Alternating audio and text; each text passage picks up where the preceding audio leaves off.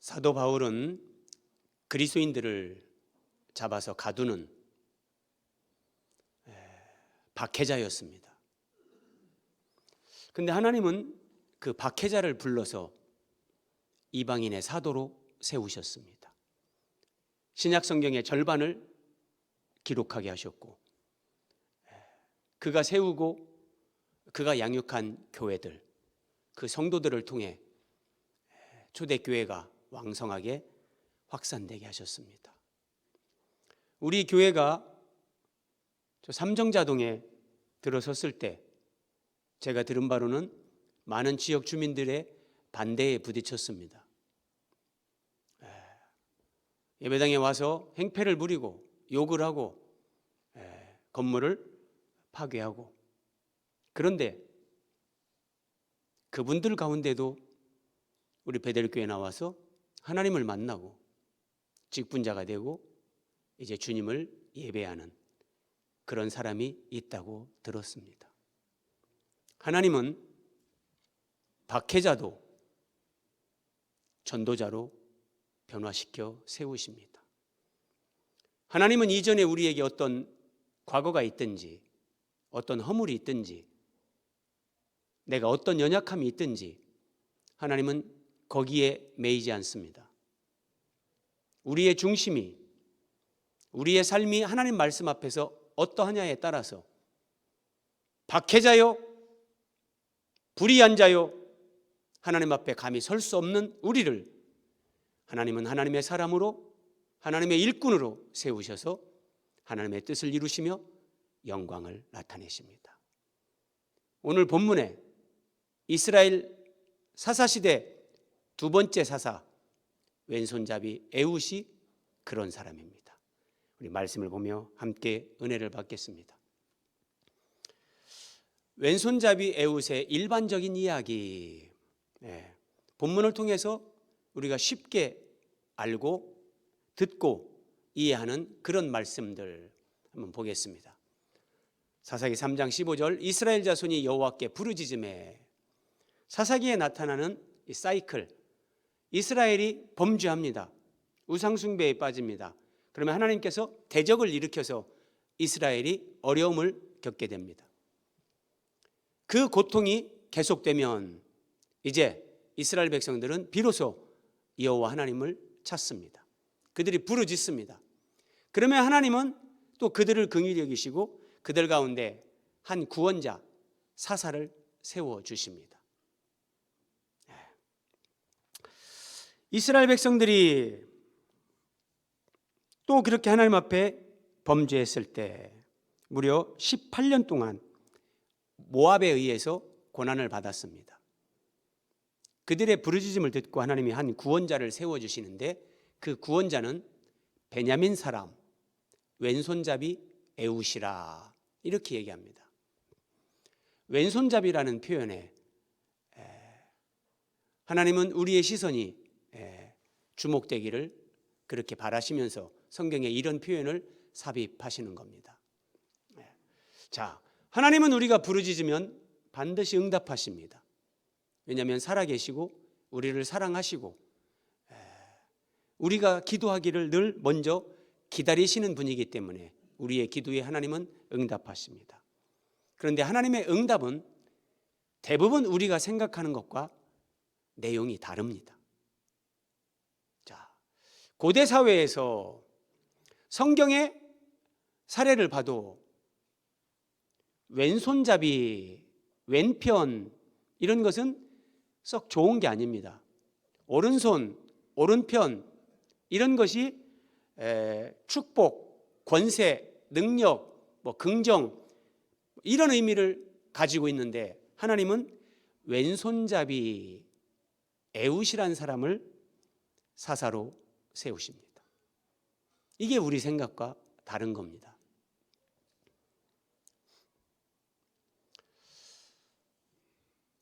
왼손잡이라고 할 때 우리는 어떤 생각을 하냐면 일반적으로 왼손잡이, 오른손보다 왼손을 주로 사용하는 사람 이렇게 생각하기가 쉬운데 그것보다 더 깊은 의미가 있습니다.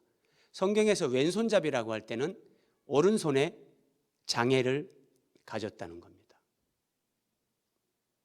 하나님은 단순하게 왼손잡이를 사사로 세운 것이 아니라 오른손에 장애가 있는 사람, 신체적인 핸디캡을 가진 사람, 객관적으로 누가 봐도 아유 저 사람이 어떻게, 그런데 하나님이 그 사람을 구원자로 세웠다는 겁니다. 글자가 잘 보이실려나 모르겠는데 나중에 유튜브로 보면 잘 보입니다. 제가 여러분들 확인을 시켜드리기 위해서 성경의 대표적인 왼손잡이는 에웃이 있는데 왼손잡이를 가리키는 히브리어는 오른손이 불구자라는 그런 뜻이 들어있다. 네. 하나님이 하시는 일이 얼마나 절묘한지, 에웃은 오른손에 장애를 가지고 있고 왼손을 사용하는 사람입니다. 그러니까 고대 사회에서의 그 통념으로 볼 때 누가 봐도 이 사람은 모압 왕을 죽일 수 없습니다. 이스라엘을 구원할 수 없습니다. 그런데 이 에웃이 이스라엘 백성들이 모압 왕에게 바치는 곡물을 다 모아서 모압 왕에게 갖다 바치는 이 일을 하고 있었습니다.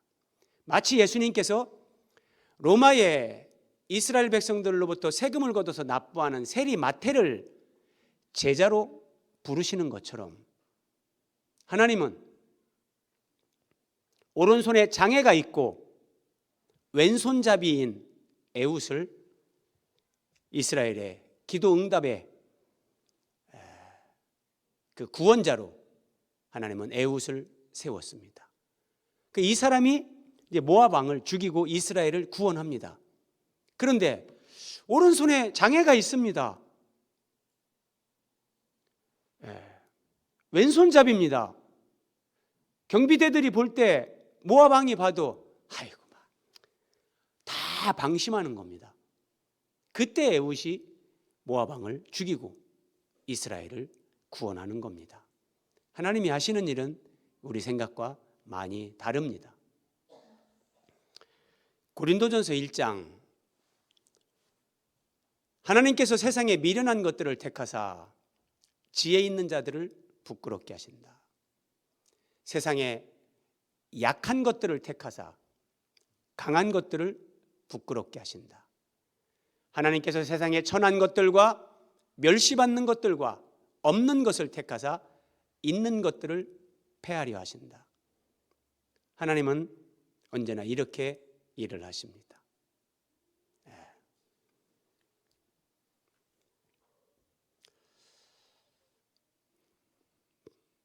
이제 오늘 본문의 쭉 이야기를 한번 개략적으로 살펴보겠습니다.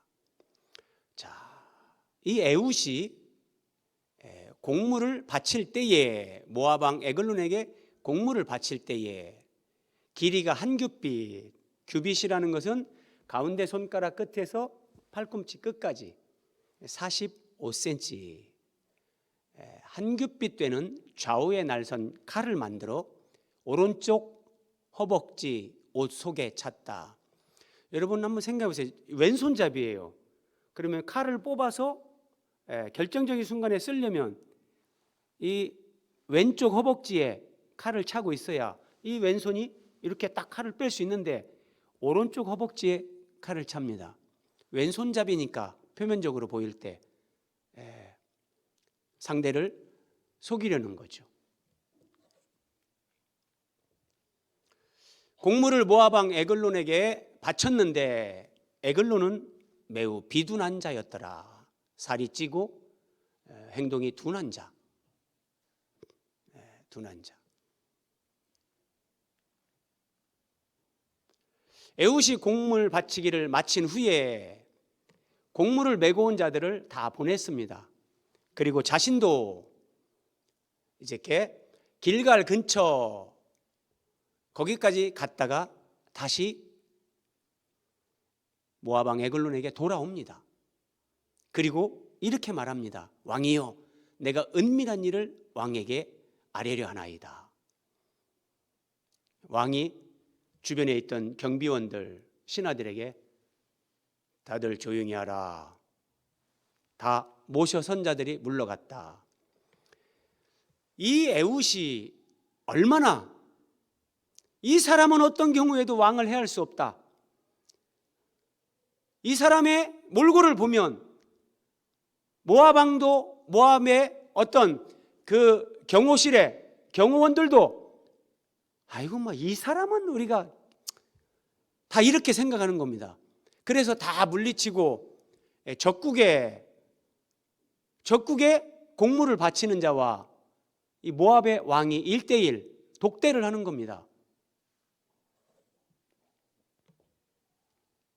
에훗이 그에게로 들어가니 이렇게 말합니다. 내가 하나님의 명령을 받들어 왕에게 아뢰 일이 있나이다.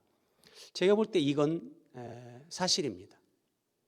하나님께서 에훗에게 지혜를 주시고 이스라엘을 구원하기 위해서 모압 왕 에글론을 이렇게 네가 처치하라. 아마도 하나님이 그렇게 가르쳐 주신 것 같아요. 내가 하나님의 명령을 받들어 왕에게 아뢰 일이 있나이다.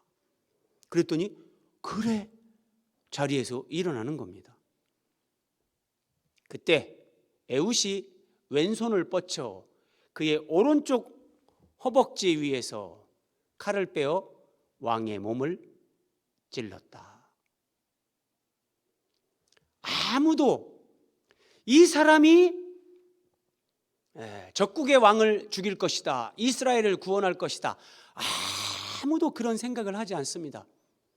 하나님은 그런 사람을 통해서 이렇게 이스라엘의 구원을 이루셨습니다. 여기까지가 오늘 본문 전체 내용입니다. 그러면 하나님은 참으로 연약한 자, 세상에서 참으로 천한 자, 부족한 자, 하나님은 이런 사람을 사용하신다. 뭐 여기까지 말씀을 우리가 들어도 은혜를 받고 힘이 납니다. 오늘 말씀의 제목은 왼손잡이 에훗의 숨겨진 이야기, 왼손잡이 에훗의 일반적인 이야기를 살펴봤습니다. 숨겨진 이야기를 살펴봅니다. 제가 주일 밤에는 주일 낮보다는 조금 더 성경을 깊이 있게 다루고 조금은 어렵게 느껴질 수 있는 그런 부분들을 함께 상고를 합니다.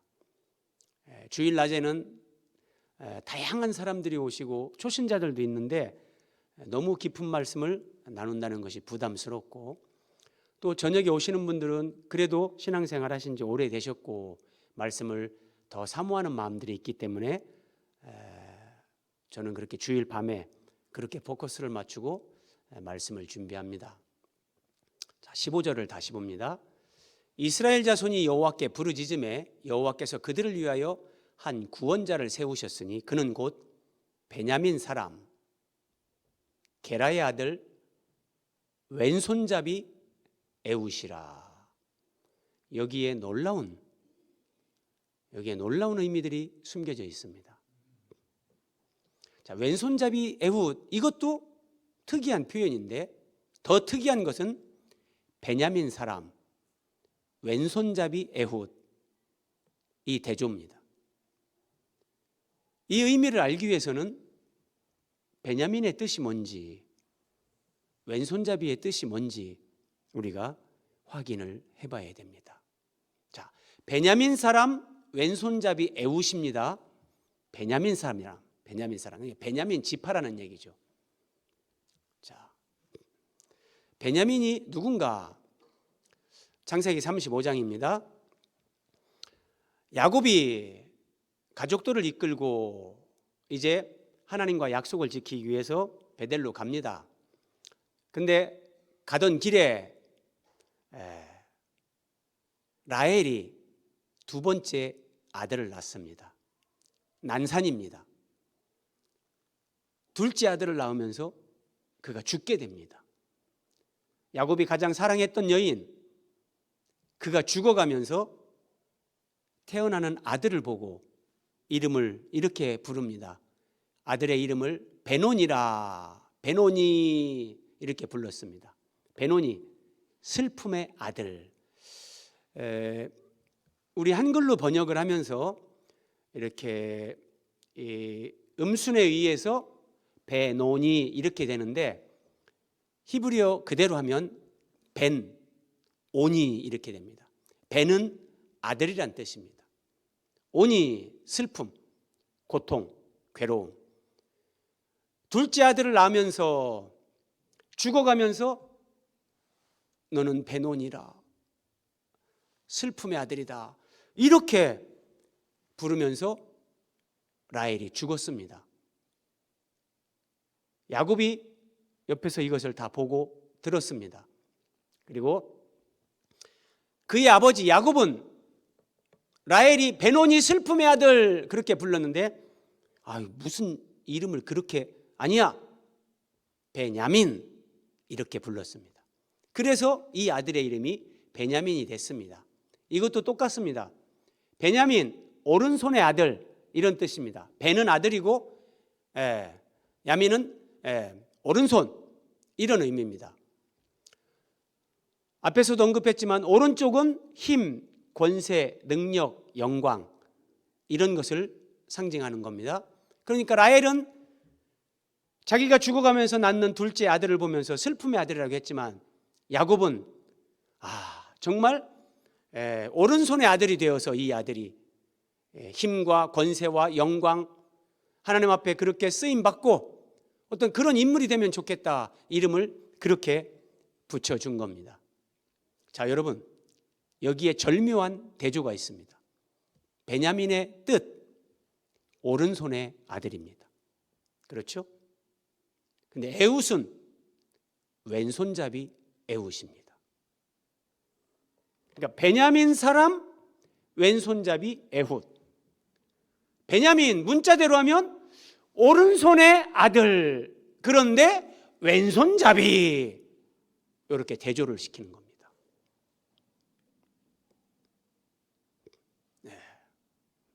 그래서 또 이 왼손잡이다, 왼손잡이, 히브리어의 이 표현을 직역하면 우리는 그냥 왼손잡이라고 하는데 그게 아니라 그의 오른손이 제한을 받았다, 오른손 사용 능력이 제약되었다, 오른손이 봉인되었다. 그래서 오늘 말씀에 유튜브 썸네일, 첫 화면에 나오는 그림을 썸네일이라고 합니다. 제가 어떻게 이 그림을 만들었냐면 에훗이라는 사람이 이렇게 오른손을 이렇게 팔걸이를 해서 목에 걸고 있고 이게 봉인된 겁니다. 사용할 수 없는 겁니다. 그리고 왼손에 단검을 들고 있는 그런 그림을. 오른손이 봉인됐습니다. 매우 이례적인 겁니다. 베냐민 사람 오른손의 아들입니다. 그런데 이 오른손이 봉인됐습니다. 그래서 이 왼손잡이라는 것은 단순히 왼손을 주로 쓴다는 그런 의미가 아니라 이 오른손의 기능에 어떤 제한, 결함이 있었다는 거예요. 그러면 이 베냐민 사람에게 무슨 일이 있었던 걸까? 여러분, 오늘 본문만 보면 우리는 에훗만 그렇다고 생각을 하는데 그렇지 않습니다. 이제 사사기 20장에 보면 베냐민 지파에서 이 왼손잡이들이 물매를 던지는데 너무나 정확해서 정말 무서울 정도로 이들이 용사가 되는데, 한번 그 말씀이 어떤 문맥으로 연결되는가 한번 보십시오. 베냐민에 속한 기브아에 가까이 이르러. 자, 이게 무슨 말이냐면 여러분 다 아시는 내용입니다. 사사기 제일 끝에 사사기의 부록으로 나오는 이야기인데 레위인이 첩을 얻었습니다. 이게 사사시대입니다. 하나님을 왕으로 인정하지 않고 살아가는 그 세대, 그게 사사시대인데, 그래서 레위인이 하나님 앞에 제사 드리고 예배를 집례하는 이 레위인이 첩을 두고 삽니다. 근데 이 첩이 또 바람을 핍니다. 그리고 자기 친정아버지 집 베들레헴으로 가버렸습니다. 이 레위인이 또 그 여자를 찾아갑니다. 장인의 집에 가가지고 사정을 하고 자기 첩을 달래서 며칠 만에 이제 길을 떠나서 에브라임 산지에 있는 이 레위인 자기 집으로 갑니다. 근데 가다가 해가 저물었습니다. 어디서 하루 유숙을 해야 되는데 베냐민에 속한 기브아, 베냐민 지파에게 속한 기브아에 거기에서 유숙을 하게 됩니다. 근데 그날 밤 그 베냐민 지파 가운데 불량자들이 이 집을 에워싸고 이 레위인의 첩을 집단 성폭행합니다. 그리고 그 여인은 죽습니다. 이 레위인이 자기 첩의 시신을 나귀에 싣고 자기 집으로 갑니다. 그리고 자기 첩의 시신을 12동강을 냅니다. 그리고 이스라엘 12지파에 그걸 다 보냅니다. 베냐민 지파 사람들이 이런 일을 행하는데 너희들은 어떻게 할 것이냐? 하나님의 공의를 실행하라. 그런 의미로 시체를 12동갈이 내서 12지파에게 보냈습니다. 이스라엘 11지파가 다 모였습니다. 어떻게 우리 가운데 이런 일이 있을 수 있나? 그래서 11지파가 모였는데 군사가 40만 명입니다. 대군이 모였죠. 그리고 같은 이스라엘 동족끼리 싸울 필요가 있나? 베냐민 지파에 아주 신사적인 제안을 합니다. 그 여인을 집단 성폭행한 그 불량자들만 우리에게 넘겨라. 그러면 없었던 일로 하고 우리가 그들만 처단을 하겠다. 그런데 뜻밖의 베냐민 지파 사람들이 그래 못하겠다. 그 불량자들도 우리 지파인데 니들이 뭔데 내놓으라고 하냐? 이렇게 11지파의 제안을 거절하고 이제 베냐민 지파가 11지파와 전쟁을 선택합니다. 전쟁을. 그런데 11지파는 40만 명이 모였습니다. 베냐민 지파는 다 합쳐서 26,700명입니다. 너무나 무모하다고 생각되지 않습니까? 그런데 여기에 베냐민 지파가 이렇게 할 만한 한 가지 근거가 있었습니다. 26,700명 가운데 700명이 다 왼손잡이입니다. 왼손잡이인데 이 사람들이 다윗의 물맷돌 왼손으로 물매를 날리면 얼마나 정확한지 한 치의 착오 없이 돌이 하나 날아가면 적군 한 명을 그대로 쓰러뜨리는 겁니다.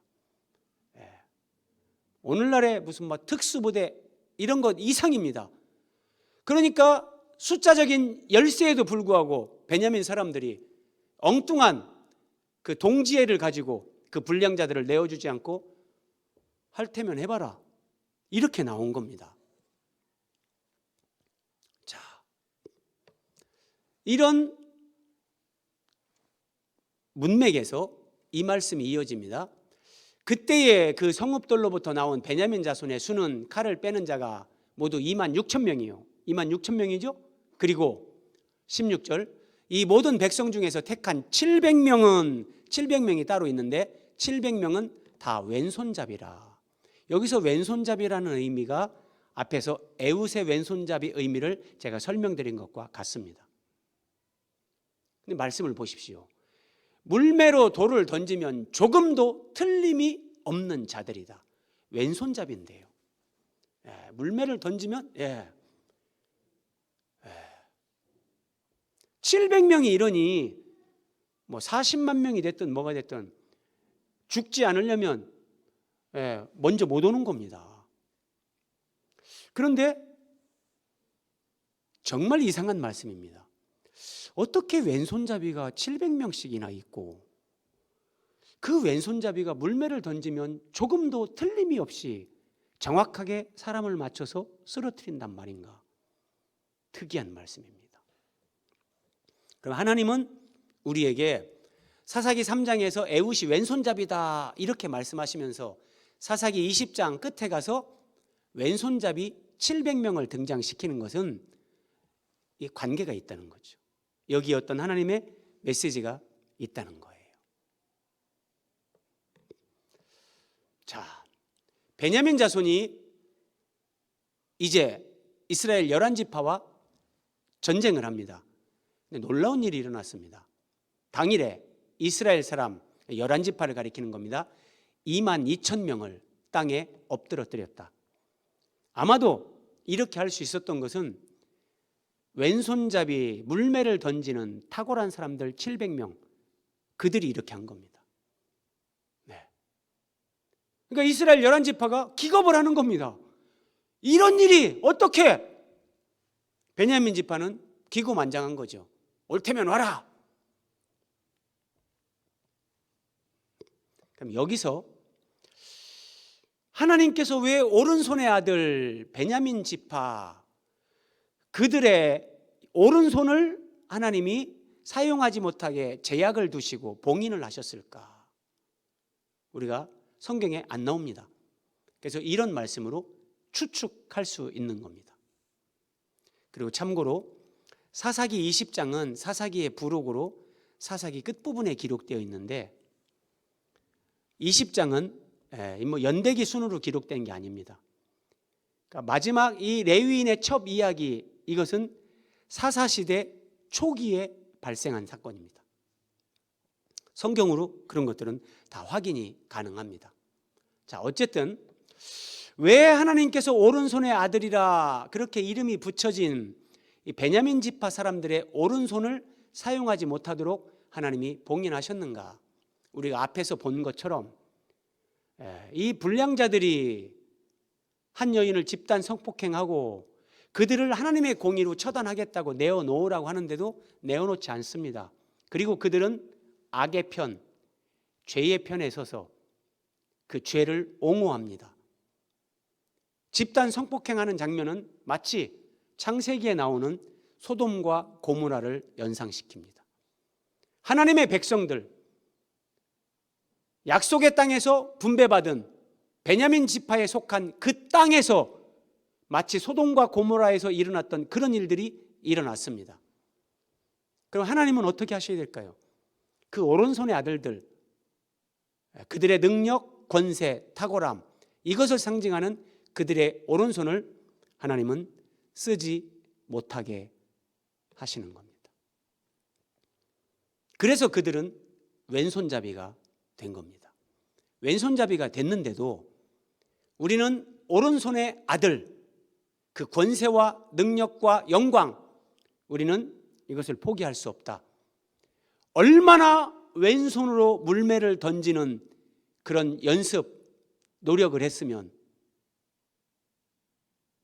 그 700명이 완벽하게 한치의 오차 없이 물매를 던지는데 사람을 다 넘어뜨리는 거예요. 그러니까 그들은 왼손잡이가 됐지만 여전히 자신들의 노력, 자신들의 그런 능력, 자신들의 의로 그들은 이제 왼손의 능력자까지 되어 있는 겁니다. 오른손으로 자기들의 죄를 덮기 위해 형제들과 전쟁을 했습니다. 그런데 그것이 사사기 20장에서 보는 것처럼 왼손잡이가 됐는데도 왼손으로도 그렇게 하는 겁니다. 이 사건이 사사시대 초기에 있었다는 거 관심 있는 분들은 저 성경 구절들을 딱 찾아보면 답이 나옵니다. 그러니까 사사시대 초기라면 이스라엘이 얼마나 여호수아가 죽고 그렇게 오랜 시간이 지난 것도 아닌데 이렇게 타락할 수 있나? 그런 상황입니다.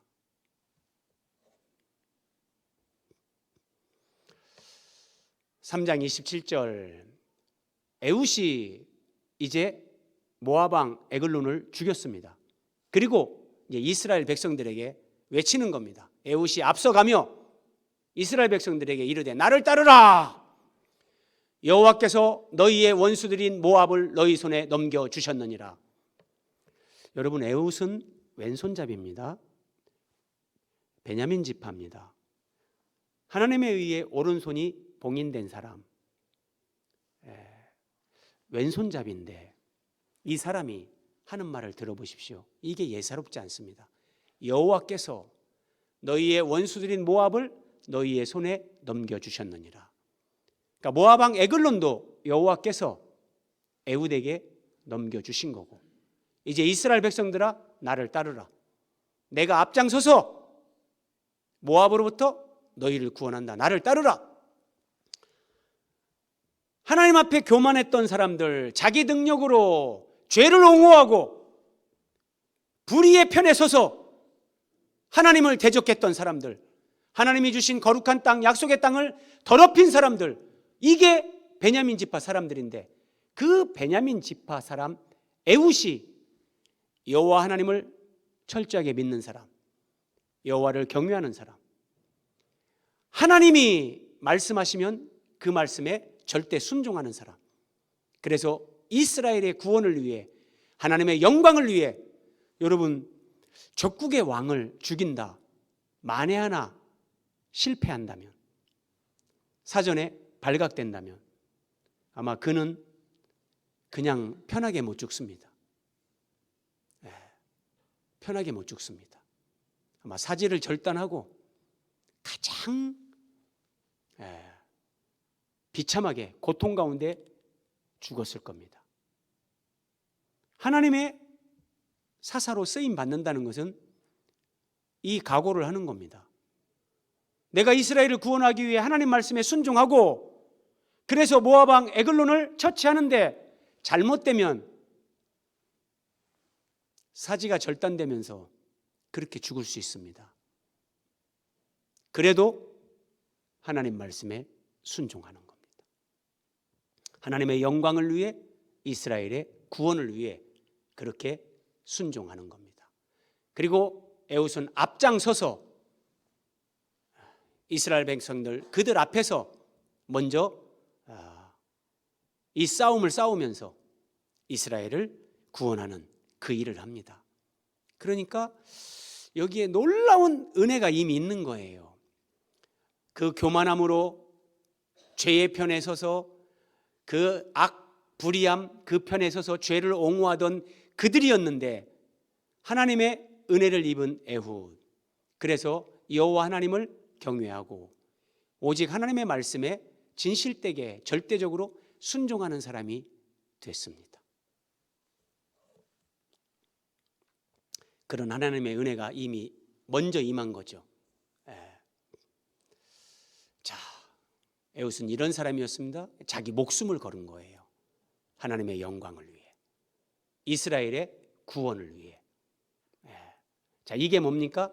하나님은 박해자 사울을 이방인의 사도로 세우는 것처럼 교만함의 극치, 죄의 편에 서서, 불의의 편에 서서 불량자들, 죄인들을 옹호하고 하나님의 공의가 약속의 땅에 실현되는 것을 거절했던 사람들, 이게 베냐민 사람들인데,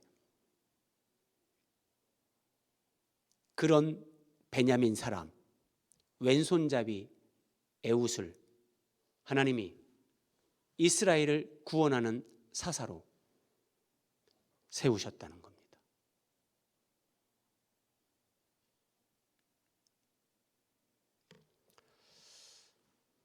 역대상 12장입니다. 다윗이 기스의 아들 사울로 말미암아 시글락에 숨어 있을 때에, 자, 아직 사울이 왕위에 있습니다. 다윗은 쫓기는 신세입니다. 그런데 이 말씀을 잘 보십시오. 다윗이 도망 다니는데 다윗을 도와준 용사들이 있습니다. 다윗을 도와준 용사들, 그들이 누구냐? 베냐민 지파 사울의 동족이다 그럽니다. 베냐민 지파, 사울 왕이 베냐민 지파 출신입니다. 그런데 인간적으로, 혈육적으로 우리 지파, 우리 소속인데 우리는 그래도 사울 왕을 지지해야지 어떻게 우리가 사울 왕을 버릴 수 있어? 우리 같은 집안데. 이게 베냐민의 속성이었는데 이게 바뀐 겁니다. 사울 왕이 우리 동족이지만 하나님의 기름 부으심이, 여호와의 영이 함께 하시는 것이 다윗에게 있음을 이들은 압니다. 그래서 잘못하면 사울 왕에 의해서 죽을 수도 있지만 하나님의 뜻에 순복하기 위해 그들은 다윗을 돕습니다. 죄와 불의의 편에 섰던 이 사람들이 철저하게 하나님의 편에 서는 사람들이 된 겁니다. 놀라운 변화입니다. 놀라운 변화입니다. 자, 하나님은 이렇게 바꾸십니다. 교회를 박해하던 사람이 예수님 믿고 교회 나와서 그 교회 직분자가 돼서 그 교회를 섬기게 만들어 버리십니다. 과거에 하나님 앞에 교만했던 우리들, 죄를 즐겼던 우리들, 불의의 편에 서서 진리를 대적했던 우리들, 그런 우리를 하나님은 예수 그리스도 안에서 바꾸십니다. 비록 표면적으로 볼 때 왼손잡이, 누가 봐도 그런데 하나님의 은혜가 임합니다. 깨달음이 옵니다. 하나님의 뜻만이 영원하다는 것을 알게 됩니다. 그러면서 이제는 육신의 욕망이 아니고 세속적인 가치 기준이 아니고 오직 하나님의 말씀을 따라 하나님의 뜻, 하나님의 편에 서는 사람들로 바뀝니다. 우리가 예배 때마다 기도하는 분들이 참 나라를 위해서 기도합니다. 하나님의 공의가 실행되는 나라. 정말 그렇게 돼야 되죠. 근데 정치하는 사람들은 사실 이런 쪽에 개념이 없습니다. 그래서 우리는 기도해야 되고, 더 나라가 하나님의 말씀, 성경적 가치 기준에 그렇게 세워지는 이 나라가 되도록 교회는 그렇게 기도해야 되는 거죠. 자, 베냐민 사람들이 이런 사람들로 바뀌었습니다. 그리고 한 가지 표현을 잘 보십시오. 본문을 봐보십시오. 2절, 그들은, 베냐민 지파 사람들이죠. 그들은 좌우 손을 놀려 물매도 던지며 화살도 쏘는 자다. 오늘 마지막 화면입니다. 베냐민, 왼손잡이, 오른손에 제약을 받는 사람들, 오른손이 봉인된 사람들입니다. 그런데 좌우 손을 놀려 물매도 던지고 화살도 쐈다. 봉인된 오른손이 회복된 겁니다.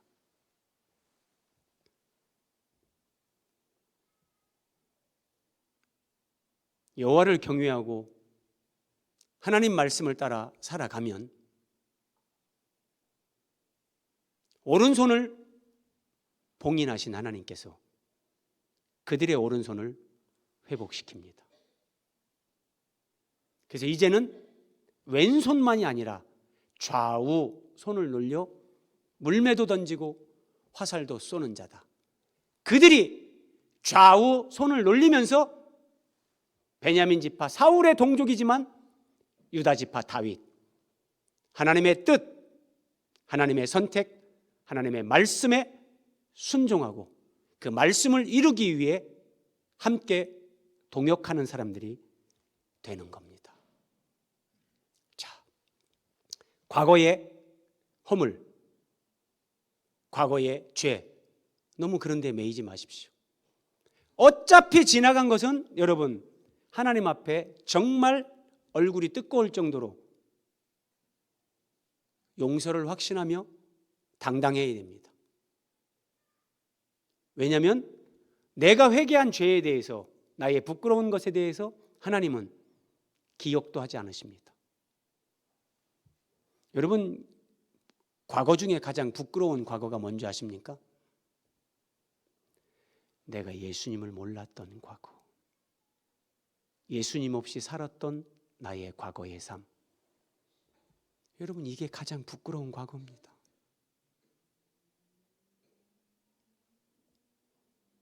그랬던 우리를 하나님이 은혜로 불러주시고 우리를 자녀 삼아주셨는데, 이제는 이 은혜를 알기 때문에 언제나 하나님 편에 서는 겁니다. 하나님의 뜻이 다윗에게 있다면 내 동족 사울왕일지라도 거길 따라가지 않습니다. 하나님 편에 서는 겁니다. 내가 가지고 있었던 왼손잡이, 오른손이 봉인된 나의 핸디캡, 내가 하나님 뜻대로 믿음으로 살려고만 하면 하나님은 나의 가장 큰 그 약점, 부끄러운 과거, 나의 핸디캡을 하나님은 내 삶에서 하나님을 섬기는데 가장 유용한 도구가 되게 하십니다. 그리고 부족하고 연약한 우리를 하나님은 기쁘게 사용하십니다. 왼손잡이 에훗, 베냐민 사람 왼손잡이 에훗, 봉인된 오른손, 과거의 교만이죠. 죄를 옹호하고 죄악 편에 섰던 부끄러운 과거였죠. 그런데 하나님 여호와를 경외하고 그 말씀을 따라 순종하는 사람이 될 때 하나님은 그런 우리도 이 에훗처럼 은혜를 베푸시고 하나님의 사람들로 세우시고 하나님이 사용하십니다. 나의 부족함, 연약함 때문에 한숨 짓지 마십시오. 그 나의 부족함, 연약함이 하나님이 나를 쓰실 수 있는 하나님의 선택의 기준이 되는 겁니다. 우리를 여기까지 부르시고 인도하시고 세워오신 하나님께서 이후로도 이런 은혜를 베푸시고 봉인된 오른손이 회복되어지고 나의 부끄러운 삶들이 다 물러가고 양손이 회복되어져서 주님을 위해, 교회를 위해, 복음을 위해 내 양손이 하나님 앞에 드려지고 쓰임받는 복된 사람들이 되시기를 예수님의 이름으로 축원드립니다.